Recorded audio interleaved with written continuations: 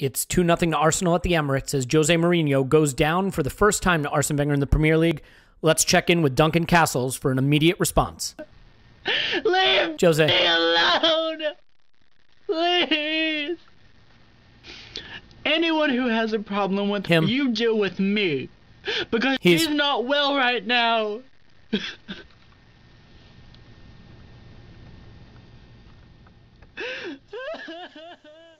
Thanks, Duncan. Appreciate that. We'll try to check in with Duncan Castles again later, possibly after the next time that Jose Mourinho gets tonked by one of the top six. This is the Arsenal Vision Post-Match Podcast. My name is Elliot Smith, and you can block me on Twitter at Yankee Gunner. I am thrilled to be joined today by Tim Stillman. You can find him on Twitter at Stillberto. Hello, Tim.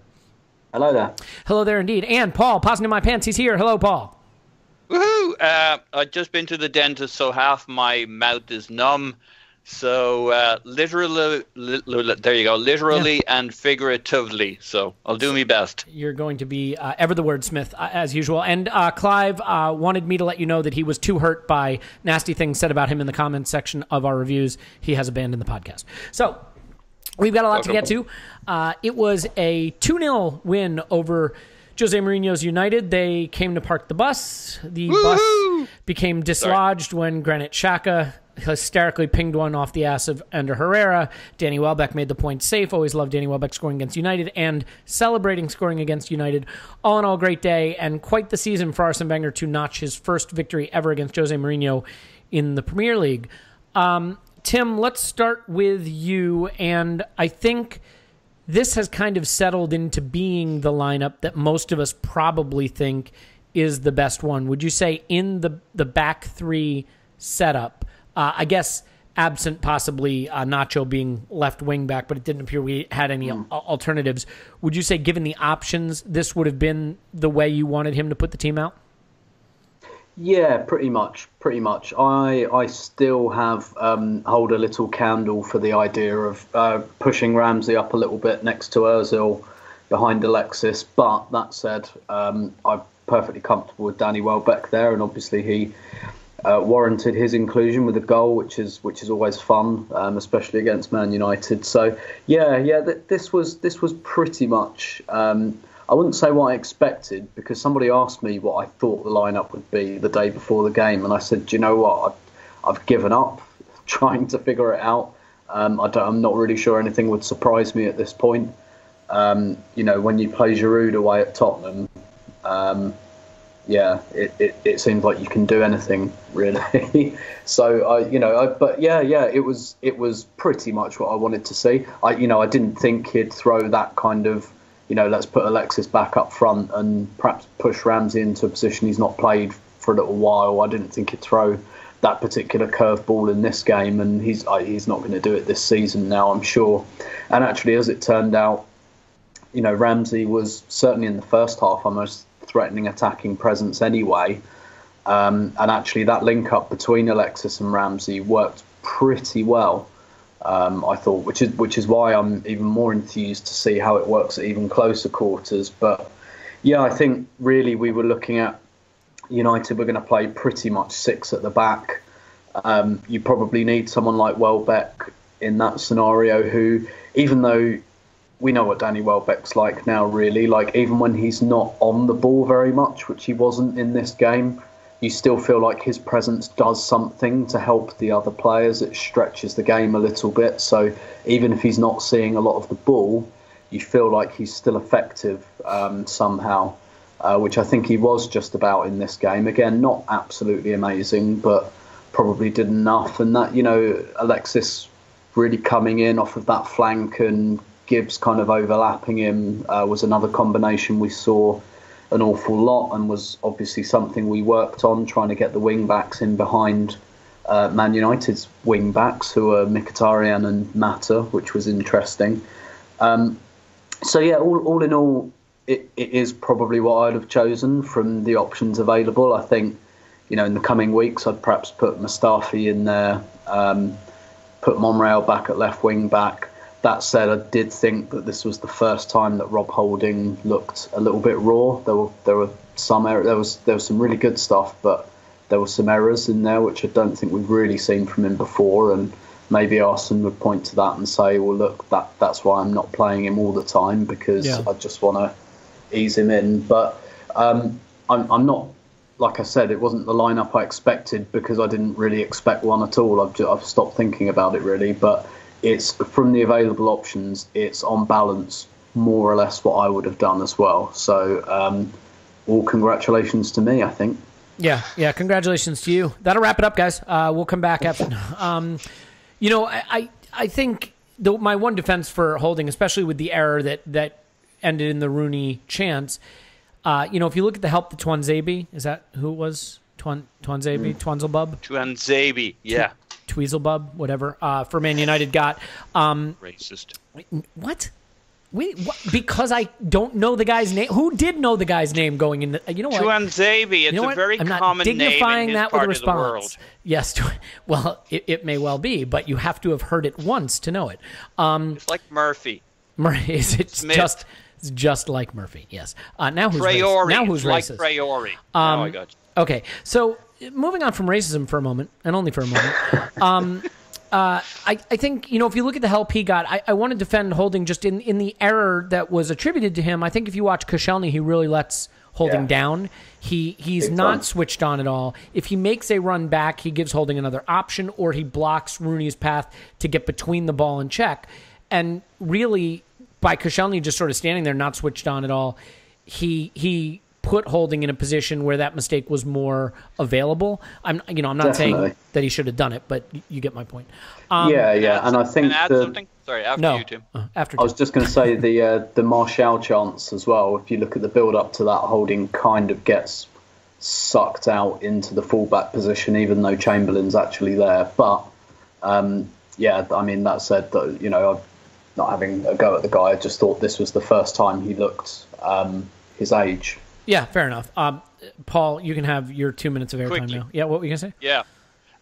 Those back corner areas, the full back areas, I mean, that's where you have an intersection of three players who've never really played here before. And Holding played on the left side. Now it's all a bit turned around on him. He's linking up with 2-3 different players, the midfielder, the wing back, the centre back, but from the opposite side. It's all a bit different. I mean, if you look at the goals we've conceded or nearly conceded in this game and against Spurs, it generally comes out of that intersection of those players where, they all know they've something to do. They just don't know who's really to press, who's really to push, who's to commit. Look at that side, Paul. It's Oxlade-Chamberlain, it's Mesut Ozil, and it's Rob Holding. I mean, you'd imagine there's going to be the occasional vulnerability.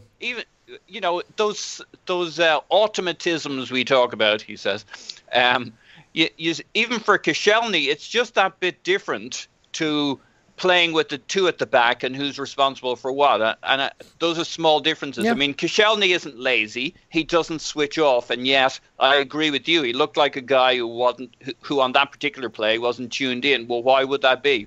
Because they're all reading the signals a little bit different. But props to our boy Czech. I know everybody wanted to cart him off on, that cart in Monty Python, Bring Out Your Dead. He's not dead yet. He's getting better. He's not dead. No. Well, Paul, the old dog's got life in him. I want to ask you about the first half, though. Overall, I thought it was a fairly disjointed and quiet first half.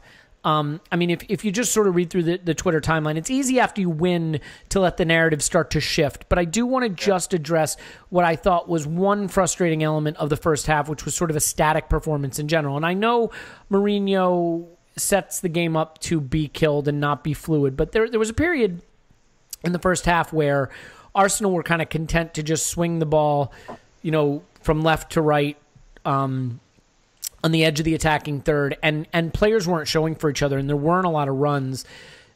And there was one moment in particular where Mesut Ozil got the ball on the right flank, just a little bit outside the area, and Welbeck was near him, and there was no other Arsenal player in the camera shot. I mean, if there was one barely over the halfway line, I would have been surprised, and no one was busting a gut to make runs or get through. What do you think is the cause of some of the static buildup that we've seen since we've switched to the back three? I mean, this has been a feature of it a little bit, is this kind of stagnant progression of the ball up the pitch. Yeah. Well, I think there's a few things. First, we got to say a word about the fact that this is Mourinho's United. They've 6 players But you can still make the defending. runs, right? I mean, you can still try to get in behind a guy or find pockets of space. I think the thing that frustrated me, and we'll get to the players who did that well, because Aaron Ramsey is going to deserve, I think, a big mention on this for the running he did. But apart from that, there were a lot of players content to just kind of occupy the same, I would say, vertical area on the pitch, if you know what I mean, like right on the edge of that final third, and not make the hurtful runs and not go deeper and not try to go past their men. Yeah, look, you definitely have a point, but it is you can't get away from the fact that this guy is on a 25-game unbeaten run. Now, this may not have been their most intense performance, but it was more United, more Mourinho than probably any of the previous 25, because he'd come here to kind of, with his performance art, to amuse us beforehand and during it about how he wasn't really trying, but the fucker still wanted his 26th non-loss and maybe nick it on the counter, and they nearly did 2 or 3 times in the first half. So you just can't put that away and say, oh, there was a lack of intensity. I think we saw that a bit more in the second half. In the first half, we were really dealing with how do you take apart 10 men behind the ball. They actually came out and played a little bit at the start of the second half, as opposed to purely waiting for the counters. Now, your point is fair. We are not masters of this system. This system, especially against a Mourinho team, is going to push you down the wings. And we have a different centre forward every time. At Giroud, it's Alexis, who's a midget for crosses, and now it's Danny. Now, we've seen Danny in the middle before, but there's no settled team here. To be fair, Gibbs's crossing was poor. Ramsey put in a poor cross. I think Ox was generally pretty good with his crosses and his balls in. We might diverge on that. But I also think the real difficulty with discussing a match like this is we just see it differently. You and I were talking about it on WhatsApp beforehand. Yeah. I don't think we think the significance of it is that different. I think... I was trying to come up with an analogy on this. It's kind of grading on a curve. I assume you'll succeed. Yeah, I got a really good analogy for something Can't else wait. in a minute. But anyway, grading on a curve versus grading absolute but putting an asterisk at the end of it, which is to say, look, to me this was a really good performance overall, but it didn't mean very much. The performance against Spurs meant a lot more. But how do you talk about this game then? I was actually... I can go through a list of bloody opportunities we had in the first half. I really like this thing of Alexis. You like Alexis up top. I like Alexis still from the wing, drifting into the middle, stepping on the ball, putting balls over the top. He did it to Welbeck. He did it to Ramsey a few times. Well, let's get into that. Let's go into that a little more, Paul, and I'll just, because that's where my next question was going, so I'll keep it with you. I don't want to interrupt too much. Then, you bastard. Bring it on. Well, because... I think there are some people that see Alexis as really struggling for form right now, really scuffling, hang on, really sort of disrupting our build-up with what's perceived to be sort of a selfish style of play and a soloist style of play, and yet at the same time, what we saw were the best balls played, certainly in the first half and arguably in the whole match, were played by Alexis. He put Ramsey through brilliantly, a curving through ball that broke the lines right onto Ramsey's foot, which he shot well low across the keeper, and it was well saved. I mean, he played a chip ball over the top to Welbeck that resulted in him hilariously missing an overhead kick and was ruled offside, but was incorrectly ruled offside. He had a couple balls like that. My question for you, Paul, is, do we get the most, is Alexis's ability to do that still outweighed by the fact that from a deeper position, he's not on the end of moves and he's more disruptive overall to our passing game? Well, according to Wenger, he likes this system for a couple of reasons beyond what he said before. The obvious players it really benefits is Ox and Ramsey, but he also talked about Sanchez not playing up top in his, I think it was the Henry interview, which is Alexis is his most creative when he's on the ball. And I think we really saw it in this game. The other, I think, misdirection was the idea that the reason Sanchez came inside was because the kid, according to Mourinho, Tuanzebe, Elliot. He had Alexis's number, yeah. Well, that's what they said. And it may well have been true, but I think it was irrelevant because from the wide positions he did. He never got any joy off him down the flank. I don't think Alexis really ever contended it, apart from at the end of start of the second half. There was a deliberate emphasis from Alexis to hang left, but right from the get-go, he swings into the middle to where you might see, the two guys in midfield need a third guy joining them regularly, and that's either Ozil and Alexis. And they did it all the time. They kind of rotated. There were a couple of interesting times when the two of them dropped in front of the centre-backs, and Xhaka and Ramsey pushed upfield and stayed up there, and Xhaka was in the centre-forward spot at one stage while Ramsey thought, well, he better drop back a bit. So you have this, I guess it's good, it's movement, and you got the opportunity for Sanchez to stand on the ball and pump it over the top to a Ramsey or a Welbeck. I kind of liked it. A lot of our better play was through the middle in that first half. Yeah. And, Welbeck's good in the air, but he's not huge, and there's only him who's going to make it into that centre area. So the advantage of playing this formation is you can get up the wings and get balls in, but against Mourinho with 10 players in the middle, there's going to be a challenge. So I think it was always going to be tough, and it was always going to be down to who gets the first goal, and we needed a little luck. Yeah, and that's fair enough.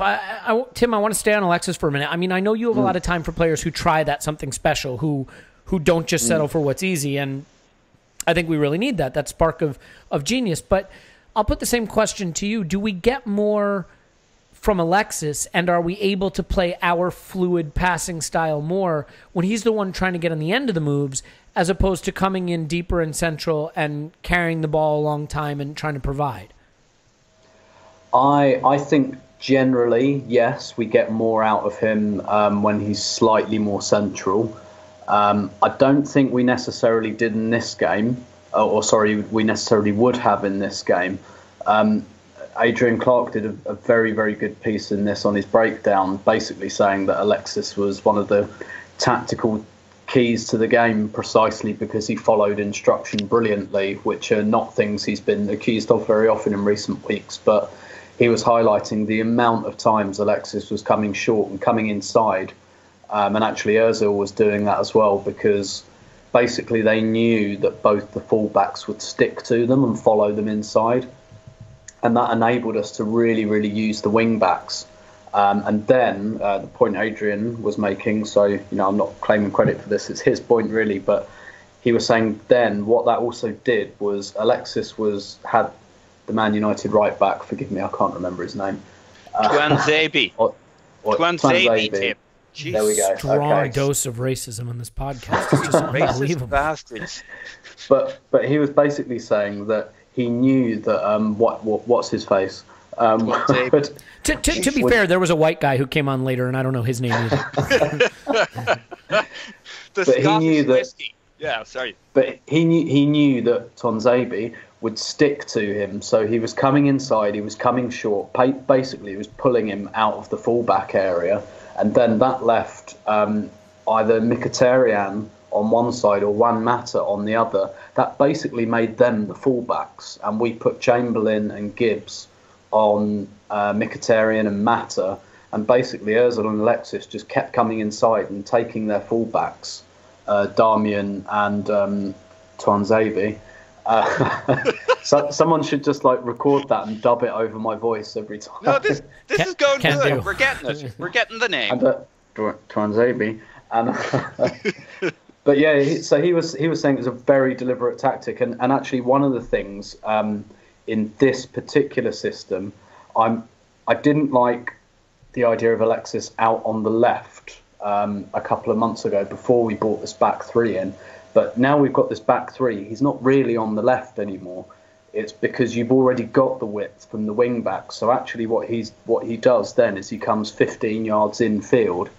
And you've only got to look at the way Chelsea play it. Hazard had some defensive issues as a left winger. So Conte just went, well, I won't play him as a left winger anymore. I'll have a wing back to his left. He can go and do the up and down and being a winger thing, and I'll just release Hazard to kind of drift about. And I think we can get something similar from Alexis there. I would like I said, I would still like to see him in the centre because, as you say, Elliot, I think sometimes, he does turn the ball over an awful lot, and sometimes that's disruptive. And those through balls and those balls over the top, he was doing those anyway when he was playing centre forward. He was still by far our most creative player in terms of chances created, key passes, assists. He was still doing all of that just by coming out. And that's why I'm attracted to the idea of Ramsey and perhaps Ozil then running past him. And I think he can do that in possibly a much more dangerous area of the pitch, and we can keep him between the width of the posts. But that said, I think perhaps this is a happy medium where he's not quite a winger and not quite a striker. And for the actual tactic that we used to try and break Man United down the flanks, it worked pretty well. I thought it was probably the thing about our performance that was most notable and that worked the best. That kind of Alexis coming inside and either him or Xhaka clipping, coming in from the wing. I love it. Absolutely love. Yeah, and here actually he doesn't need. The thing is, he doesn't start wide in this system. He actually starts in like the half space, and then he can come in or go outside. But that kind of occupying that space constantly, and then just leaving, either picking up the ball and playing a through ball, or leaving Granit Xhaka to clip the ball to the fullbacks all the time. It was such a consistent feature of our play that it almost looked like it was part of a plan that Arsene Wenger might have had before the game. We'll have none of that. I think there's a couple of points here. First of all, obviously the way we play and the way our fullbacks push up and the way we leave a lot of green grass behind us, Alexis losing the ball 20 yards from goal and Alexis losing the ball 40 yards from goal are two very different propositions. And wherever Alexis is, he's going to lose the ball because he's going to make attempts to do something special. He also isn't going to move the ball quite as quickly usually, and I think if you play him more forward in that central striker role, he will drop deep, but he's dropping deep to 18 to 20 yards to 25 yards out, and looking to exchange passes on the edge of the area. Whereas when he has it 40 yards out and he's trying to dribble a few guys, it doesn't let us build up that sort of momentum of passing, that passing rhythm. The other thing I like if you play him at center forward, and this is no criticism of Danny Welbeck. I mean, you could always play Welbeck in one of the wider positions, but I think what you can do instead is bring in a guy like an Iwobi, another passing player, another player who uses the space without the ball effectively, another player who can move the ball quickly so that we have a little more control and a little bit more of that traditional accurate metronomic passing buildup that has been more typical of Arsene Wenger down the years. As it is right now, you have Welbeck, who's not going to be on the ball a lot. You have Alexis, who likes to carry the ball. You have Oxlade-Chamberlain, who likes to carry the ball. You don't have that extra passer. I mean, you have Ozil, Ramsey, and Xhaka, and I think it might be helpful to have one more. Ultimately, I think the problem for Arsenal in the first half is the one that is a problem for Arsenal, period, and has been for a while now. We just don't use space off the ball as well as we once did. And the players don't find those pockets of space. They don't occupy the pockets of space as effectively as they once did. Mesut Ozil is brilliant at it. I don't know that we have other players that are that great at it. Ramsey really was excellent with it as the game went on the day. And before we get to Ramsey, Tim, I'll stay with you just for a second. I want to talk Oxlade-Chamberlain just for a minute because I think there has been this growing momentum of loving him as a wing-back. And I get that people want him to be excellent, and it would be great for Arsenal if he's excellent, and people want him to be excellent at wing-back. What I saw with my untutored eye was a player who really struggled in the first half, who defensively had a few missed tackling opportunities and offensively was really struggling with his final ball, who came into the game more in the second half and obviously delivered a sensational cross for the Welbeck goal. But I didn't see this spectacular performance that had some people calling him man of the match. So maybe you can explain to me what I missed and what made this a better Ox performance than I saw. I don't think you've called that completely wrong. I would say in the first half he was probably fairly average, like most of the team. I think probably the only player that performed, in an attacking sense, that performed all the way through the game was Ramsey. Alexis performed his role, which was a slightly more unselfish one. I think in the first half, and to be fair, I sit on one side of the stadium, and Chamberlain was below me in the second half when he was clearly much better. So I think probably from my point of view, that always colours my impression slightly. When we're attacking the North Bank goal, I think everyone on the right, I have a much stronger opinion of people on the right in the second half and on the left in the first half, because I see them at very close quarters. So I thought he was just fairly average in the first half. And I have to say, I referenced that Martial chance where Holding got sucked out to the byline a bit. And though I did say that Chamberlain was roughly in position, what he kind of failed to do at that point was, once Holding had been kind of attracted out to the touchline, Chamberlain didn't go and backfill for him. He kind of just stayed in the right back position rather than, sensing the danger and thinking, okay, I've got to step into right centre back for a second here, and that created the gap for Martial. So defensively, there's definitely still something to work on here. And I think actually his part in the Danny Welbeck goal, if you watch, the cross is sensational, and he's put a few of those in this season. You think Giroud at Old Trafford, Alexis's header at Sunderland, very, very similar balls from a very similar position. He did lose the ball with an easier opportunity to cross it just prior to that. Exactly, yeah. I was about to say, if you watch the 10 seconds before it, he kind of, he does. It's fairly typical Chamberlain, and I think from memory he beats someone and you think, oh, that's brilliant, and he's driving in the area, and then he just slightly overcomplicates it. And I think what we've got in Chamberlain is he's a doer. He always tries to do something with the ball, and inherently those players can be quite frustrating. Aaron Ramsey is very similar. I'd say Ramsey's judgment is slightly better, nevertheless not always perfect, but with Chamberlain, he's a guy, it's not for him the kind of 5 yards cautious infield pass. He always tries to beat someone. He always tries to do something, and that can colour people's impression of him as well. And I think that's why he does divide opinion a lot, because some people really like players like that, and some people really don't. And you see a similar argument with Alexis. You see some people, probably like me, think that the Alexis tax is worth paying because he gives you goals and assists, and there's no more valuable currency in football. But some people hate him. Just look at some people's Twitter timelines. They can't get over that he gives the ball away so much. I think there's also a lot of the tantrums he throws on the pitch that sprinkles into that analysis. I think if he was the ultimate team guy in body language terms, I think those people might not have the same opinion. Yeah, indeed, and and I think there are plenty of players who aren't quite as effective. Possibly, I'm being really harsh in saying this because I like him a lot, but like Danny Welbeck is like, I wonder sometimes if we like the idea of Danny Welbeck more than we actually like. Yeah, he's got a great exactly. Smile. He does seem like a really nice guy, and when he does good things, and he celebrates goals against United. I mean, indeed. But not too much.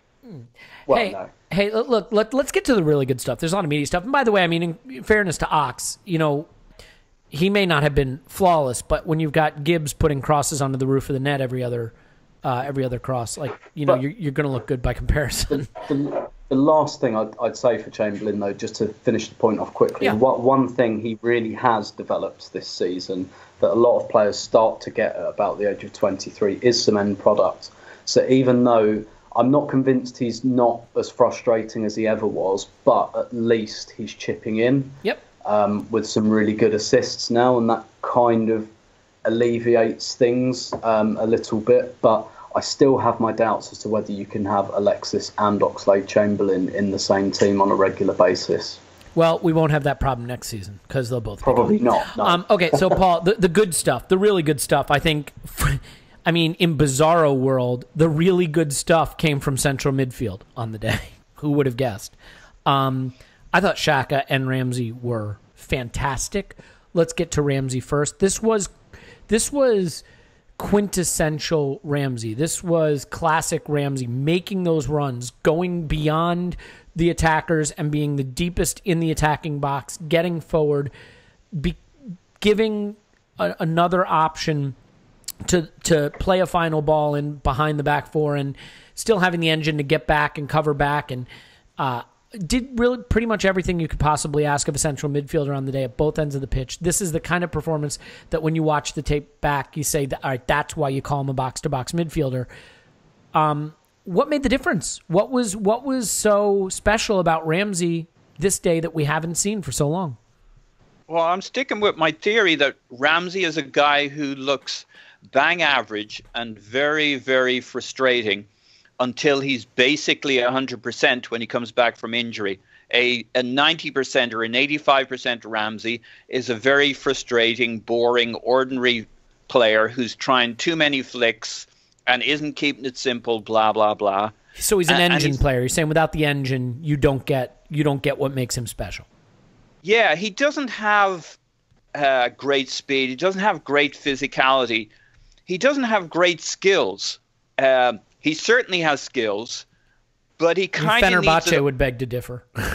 Yeah. Wasn't that where he hit the 45-yard half volley screamer or whatever it was? Yeah. But he was well played in at that point, you know? Yeah. That was near peak Ramsey.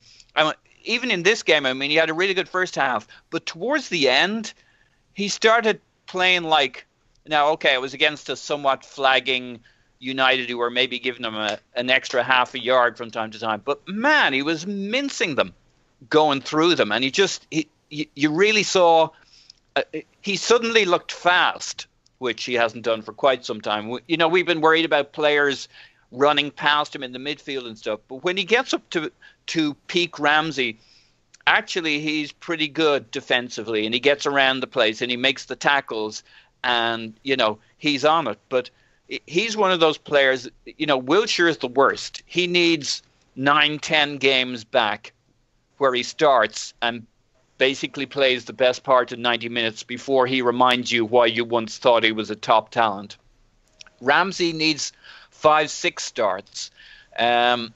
And then he starts making people look stupid again. And to me, that's obviously this is a setup that suits him, and we know why. I had a debate today with somebody saying the usual things about Ramsey, you know, but he'll leave us in the lurch defensively in midfield against Southampton. Now, he probably will after that. But why do you play 3 centre backs if you're not going to let Ramsey get forward? If you're not going to let Ox take a few risks and Sanchez take risks. Now, those guys have to be smart enough to work out they can't all 3 of them take risks at the same time. But, you know, when Arsene says this is a defensive formation, I think that's a starting point, but it shouldn't be a defensive formation. It depends on how you play it. I mean, Guardiola played it often enough. He didn't play it defensively. He played it because he wanted to get it, you know, he didn't want 4 at the back. He wanted only 3. And he used his three coming into midfield and out of midfield and connecting the plays. So, you know, this is the beauty of this system. And I couldn't work out with a 4-2-3-1 how Ramsey was ever going to work for us again based on the other players we had around him. But with this, I think we can all see why it could and should work. Yeah, so. You know what's interesting, Paul, is that I think we have so many players who need the ball at their feet to excel. And I actually think Ramsey is at his best in some ways when other people can occupy the ball and he can go running. You know, and yeah, he lobs the grenade and then runs in the opposite direction. He'll lay off the ball and then piss off up the field and catch it the second or third pass along, and he'll be in the box on the edge of the box getting in behind people. Yeah, and I think, you know, ultimately, truthfully, like, I think if we did play Alexis at center forward and add in a player like an Iwobi or something instead of Welbeck, and again, no disrespect to Welbeck, but just to get that dynamic in there, and then you have Ozil and Xhaka and Iwobi and Ramsey's making runs, and you have more players that can find those runners. It was really just Alexis finding Ramsey on the day, but, you know, I think you have players who could start to find those runs, especially if he starts to make them more and more. You know, I'll stay with you for a minute because Tim just monopolizing airtime today. Fuck. I know, it's unbelievable. Just any chance he has to make fun of that poor kid from United. Yeah, but the kid. The kid. What about Xhaka? You know, so for me, When Xhaka gets up the pitch, I think we actually see the worst of him. He's not really a guy that from 20 or 25 yards out from goal is going to put players in, put runners in behind. When he has to defend from that position, he really struggles. He is not a guy who wants to be running back towards his goal. But when he can sit 40 yards from goal, when he's at the halfway line, when he's just across halfway, he needs the game ahead of him. He needs it in front of him, yeah. And I mean, I thought he was fantastic against United, and admittedly, a United side that didn't have a real buccaneering intent and wasn't really trying to overrun our midfield. But do you think the secret for him is that he just has to stay a few yards deeper and have the game in front of him where he can see what's going on up the pitch? Yeah, I think that's right. And when we tried him with Koch or other combinations, even with El Neni, it was still trying to work out who's the more defensive who's covering who and this kind of thing. Well, you know what, Paul, just real quick, because the other thing that we noticed, and Tim has touched on this a lot in podcasts, is that Ramsey used to alternate making runs. So Ramsey would take a turn making runs, and then Shaq would be the one getting up front. What seemed clearer in this game is they said, all right, you know what? Screw it. Xhaka, don't make any runs. You don't have to go forward. Ramsey's a better one at that. And they stuck with that, and that seemed to work. Yeah. The division of labor was very clear, and they found a balance. And, Ozil dropping back and Sanchez dropping back, they're clever players, and they've worked out who's going to do what, who's going to make which pass. You can't just have Xhaka making those balls, those passes from deep. You need some other variety, and you're not going to get it from Ramsey. Occasionally you will, but we saw him try a couple of balls from deep that, are hit or miss. So don't bother. But Sanchez coming back and, if you like, playing that other passer from a little deeper, like Santi did for us, or Ozil dropping back, and you can do it with this formation. You can cover it, and we've only got the two in midfield. So if Ramsey's pushing forward, you need those other guys circulating back in, but that's fine because we've got the width from Gibbs and Ox. I like quick point on the Ox thing. I won't really come back to it, but I think part of the reason you face people who are excited about him is because he's genuinely thrilling. Now, he has the flaws you talk about, but I do think that's a significant factor. He can get you off your seat. Yeah, he has excitement to him, whereas we have a lot of players that, there's just nothing. Like Coquelin, you may admire things he does, but you can't be like, I can't wait to watch Francis Coquelin play football. Keep going. Sorry. Elliot. All right. Yeah. Don't get me started on Koch. All right. Well, hey, you can try to explain that shot, that block he tried to make late in the game. It was great. Where he had a bottle rocket up his ass or something. It might genuinely have put Wayne Rooney off. That's what it nobody's put me off from 3,000 miles away. It put off about 1 million Arsenal followers on Twitter, and that was for like fucking an hour. So no wonder Rooney skied the bloody shot. So anyway, I think Ox going forward and back, he says, saying he wasn't going to talk about it, is genuinely thrilling, but mistake-ridden.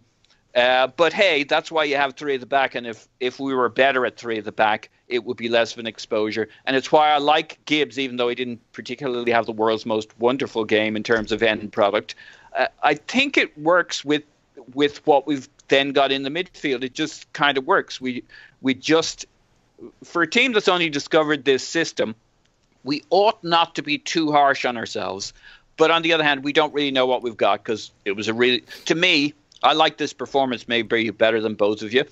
I really enjoyed it. I thought we were pretty damn good. I just don't know if it really means that much. Really enjoyed the second half. Look, I think there's a danger of grading on a curve too much. But here's why I think grading on the curve is all right. We might actually have 3 more games just like this one.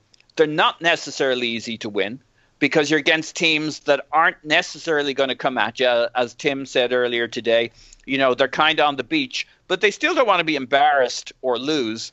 So actually the United game might be a better measure of what we'll be facing than the Spurs game, where they splooged their load all over us and then had nothing left for West Ham in the next game. God, so can we move on, please? Sorry. So unpleasant. But the point being, United maybe we shouldn't dismiss this as a performance. We might be seeing a bit more of teams not as intense and more content with a draw. Yeah, no, that's fair. And I think, yes, we're going to face more teams that play in the manner that United did than play in the manner Spurs did. That's for sure. Very few teams can play like Spurs do. Maybe it was meaningful. Yeah, and maybe. the only thing we're grading on a curve, like, for example, like Kieran Gibbs. Kieran Gibbs got into a lot of good positions, and his end product was horrific. Like, really, really, really bad. And even he thought so. Well, yeah, I mean, look, you can be like, oh, but he's getting into those positions. That's good. That's encouraging. But, like, at some point you say, well, these are professional footballers playing for one of the biggest clubs in the world, and either you can play a good final ball from those positions or you can't, but we can't keep playing someone who squanders those positions. So I think that's what I mean by grading on a curve. I think you and I both wanted Monreal to start. Yeah, look, I get that you have more time for Gibbs than I do, but we both think that Monreal is the better option there. Monreal, Sanchez, I mean, what a great triangle you started to make with Ozil out on that wing. Yeah, absolutely. Tim, I don't want to shortchange you on the midfield conversation. So you want to get into the Xhaka-Ramsey partnership really sort of being the story of the game? Yeah. And I think really this was it was a game that really suited both of them because Man United were really sitting off and neither of them are, particularly at their best under lots and lots of pressure on the ball, but especially not Xhaka. And so this kind of, United sitting off and being happy to give him time on the ball. We saw in the West Ham home game a few weeks ago, how much he enjoys that. And particularly with this kind of plan we had to really kind of load our wing backs up quite high. And I think Xhaka's really enjoying the fact that we're playing with wing backs as well, because it means we have dedicated wide players who are at all times on the touchline, which is kind of what having a four in midfield gives you. Whereas if you've got, Theo maybe wide right and Alexis wide left, maybe they're looking to come inside, it gives them less to aim at. I just think this system makes the pitch a little bit bigger for Granit Xhaka. And one of the things that once this team perhaps settles down a bit, once Xhaka settles down a bit, oppositions are going to have a decision to make because they're going to have to say, well, maybe we can't just keep giving Granit Xhaka all this time on the ball, so we're going to have to press him. But if you have to press him, that means you have to get your team fairly high up the pitch, which is, in itself inherently dangerous when playing a team like Arsenal. So, once he settles down a bit, I think that's going to give some teams something to think about.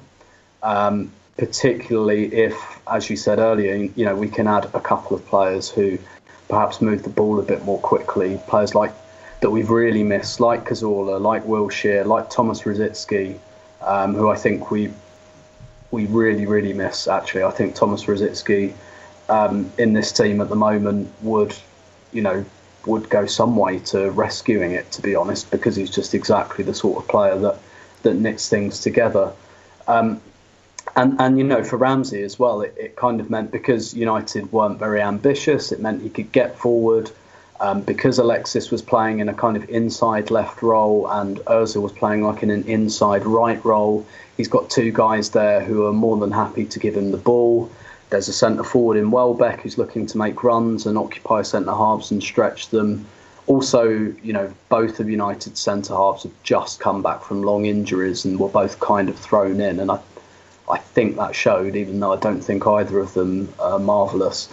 So I thought, Xhaka and Ramsey were very much the story of this game. It was the only midfield performance I can remember in the last kind of 6 months that matches up to this one was actually away at Southampton with the Maitland-Niles, René Adelaide and Chamberlain, which for my money was the best midfield performance by Arsenal this season. And Paul's been begging for Maitland-Niles to start ever since. which is, it's absolutely remarkable, really. That trio, for my money, produced the best midfield performance we've seen from Arsenal this season, which probably tells you a story. But that's, to take it tells away you that from Southampton's second 11 isn't very good. Yeah. But, also that because those are players that move themselves and the ball quite quickly, which is just really what we've been missing. But what we had, I think, on Sunday against Man United was we didn't have, Xhaka and Ramsey don't do both of those things, i.e. move the ball quickly and move themselves quickly. But Xhaka can move the ball quickly and Ramsey can move himself quickly.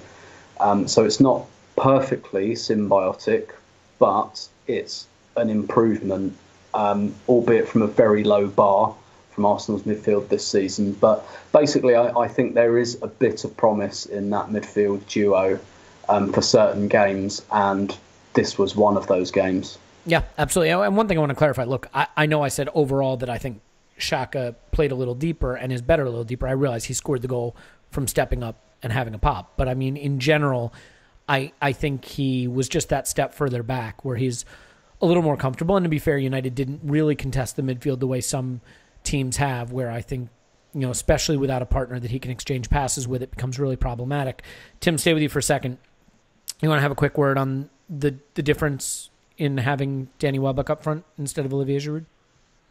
Yeah, I think it's pretty obvious, really, is just causing a little bit of a frisson in the defence. I really don't think that Chris Smalling and Phil Jones would have been particularly worried by Olivier Giroud. I'm going to stop you for a second. Giroud. For the final time, it's not frisson, it's Twanzebe. For God's sakes, Tim. One time. All right, keep going. Sorry. Jesus, I'm stuck on this endless podcast with the two most racist bastards on the planet. Moving on. Yes. So, yeah, as I said earlier, really, even when Welbeck's not really involved, he is kind of involved, and I really don't think that Ramsey would have found any of those pockets of space that he found, particularly in the first half with Giroud up front. Albeit, Giroud and Ramsey do link up well sometimes, but I really think that, had he been running into those spaces, he probably would have been bumping into Giroud comedy sound effects and all. So, I mean, and Welbeck is, for my money, a good 8 out of 10 striker. He's not world class, he's not top class, but he's a good striker. He's a good player to have. And it does make you wonder what we could do with a really, really top-class striker. I was about to say that. Yeah, I think what Welbeck shows is with the havoc he can create as an 8 out of 10, what it would mean to this club to have someone who was just that notch above. Can Indeed. I say quickly on Welbeck? We say this about 97% of our players, but he's never really had a consistent run, not particularly at United, certainly not in the centre forward spot, and not at Arsenal, because as soon as he got going, he had injuries, then he came, blah, blah, blah.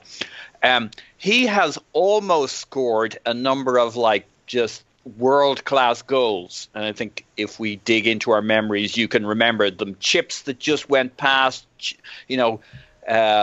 blasters that went off the bar, etc. He's actually scored some really cool goals for us, but he's got a whole bunch that are near misses. But that's kind of what's keeping him from being world-class, right? He doesn't finish enough of his chances. Sure. But he's never had the consistent run. So I don't get me wrong, I don't think he's going to end up being Sergio Aguero, but he could end up being a lot better than he is. Over to you, Tim. Yeah. I think that's fair. But yeah, I still wonder what a really and I think Arsene Wenger does as well. Sure. He went for Vardy, he went for Lacazette.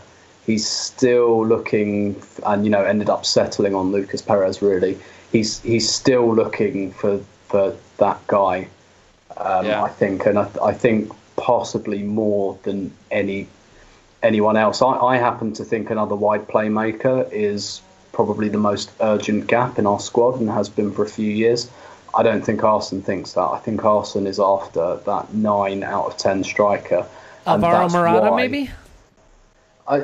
I could see him going for that, but that's why, listen, I'm as dubious as anyone else about the war chest stories that have been coming out for the last few weeks.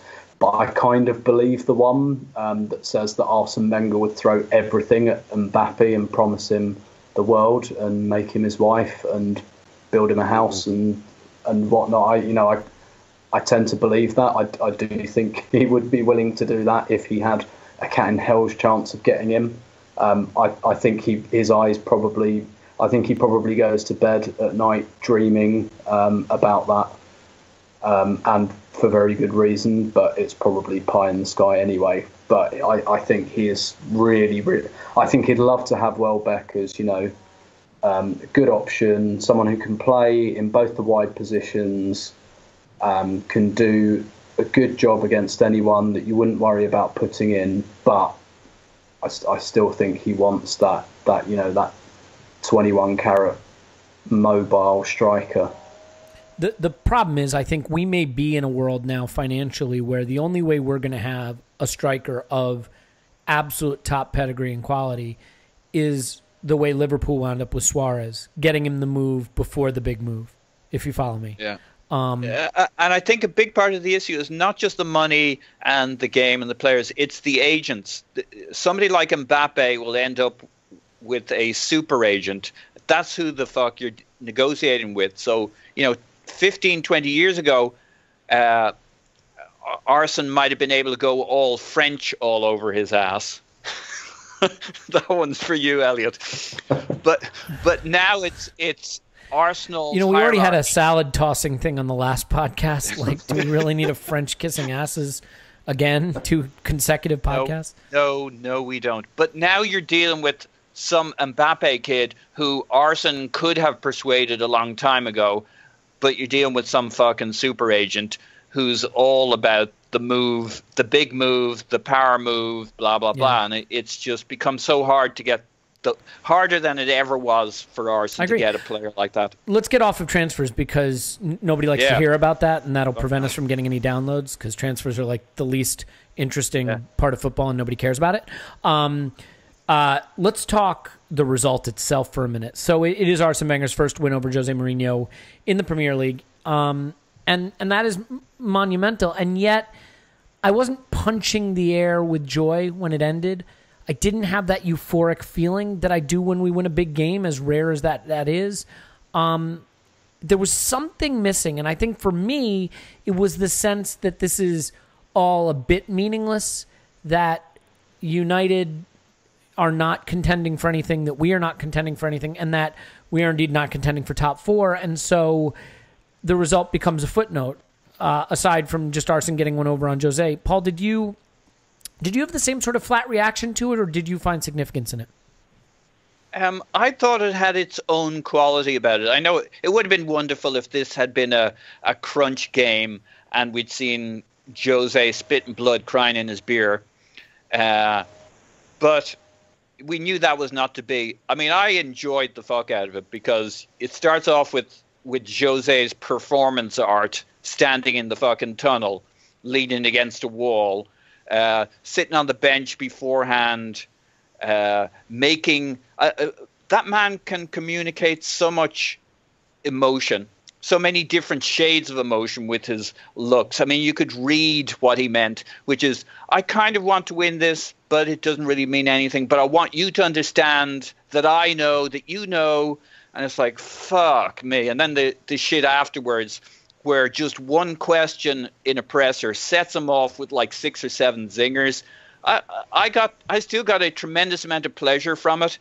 And you can't take away the fact that we did end his meaningless unbeaten run. I got to tell you, Elliot,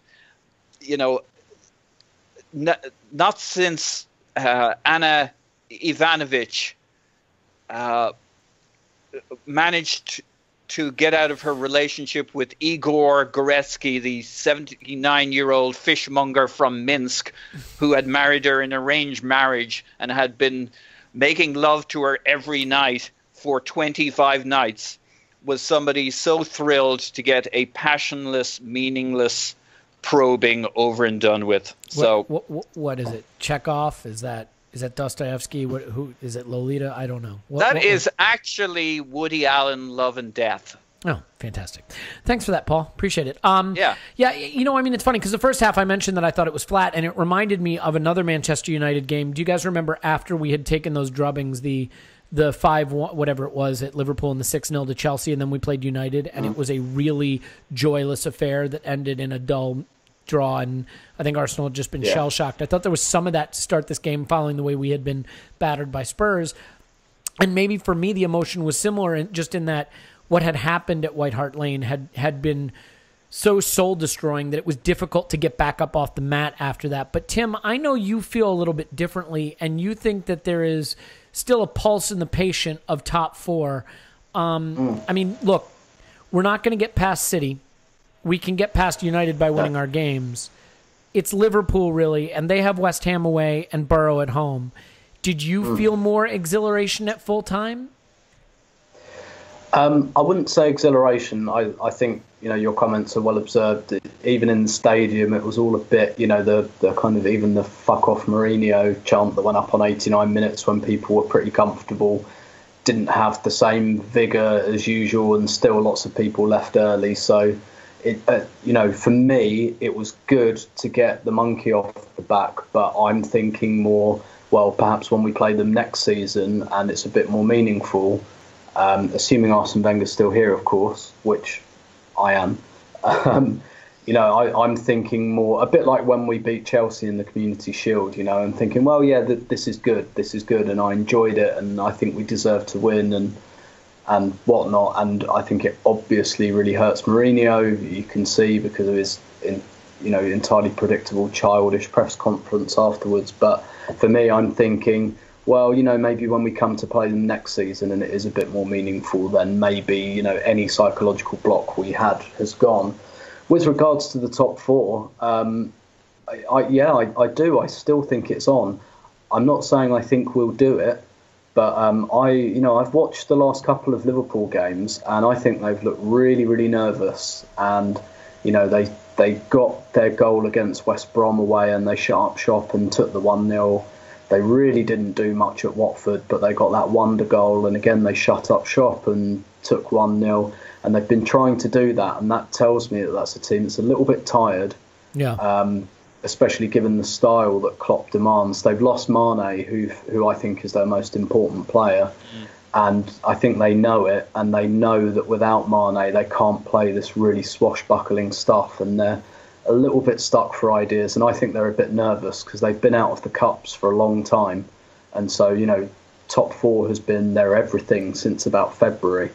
Whereas for us, we've had the FA Cup, we've had some pretty demoralising Champions League games, we've had all this noise about the manager and stuff like that. It almost feels like top four just hasn't even been on our radar, either because it's looked so unlikely or because there's just so much else to talk about that it doesn't feel like people are massively invested in it. But I put it this way, I think if we win all of our games, we'll do it, because I do think that Liverpool will drop points against West Ham, and we could really put the pressure on because we play Southampton on Wednesday, and if we do that, then I think Liverpool could really, really start to look over their shoulder.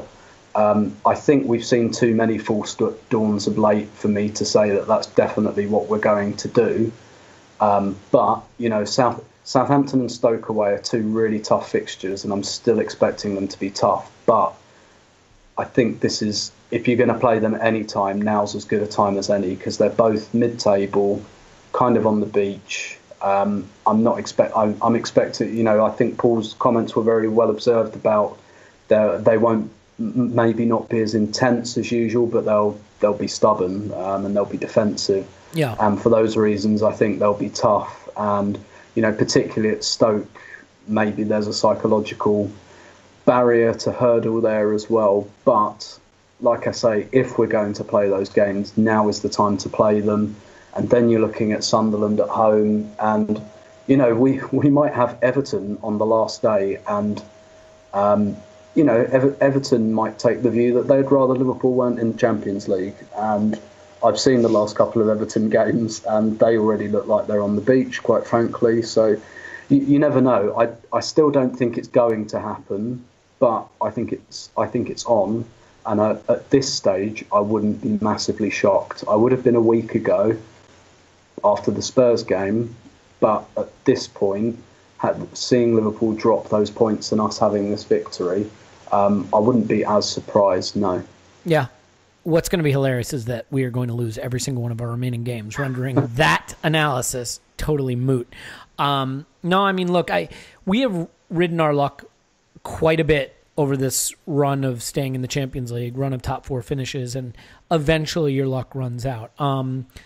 I think the combination of needing to win out and having Liverpool drop points is the problem, because I haven't seen anything from this team that tells me we're going to take maximum points from every game, because every game we have a goal to concede in us or a game where we're just look impotent in front of goal. And I ultimately wouldn't surprise me if you're right that Liverpool drop points, but I have yet to be convinced that we can run the table. Let's leave it there. I think that's good enough. It is great to see Arsene Wenger get one over on Jose Mourinho, and I know it wasn't a great moment for him, so I do want to give special thanks to Duncan Castles for joining us at the beginning of the show. Thanks, Duncan. Okay. Paul's on Twitter at Pause Into My Pants. Thanks, Pause. Woohoo! Tim is on Twitter at Stoberto. Tim, always a pleasure. Thank you. Yeah, pleasure is mine. My name's Elliot Smith. Block me on Twitter at Yankee Gunner. Give us a 5-star review. Write nasty stuff about Clive in the comments section, and I promise he'll still come back. Anyway, we've got Southampton midweek. It's our chance to keep the top 4 dream alive so it can somehow get crushed in epic fashion. Until then, enjoy the rest of your week, and we'll talk to you in a bit.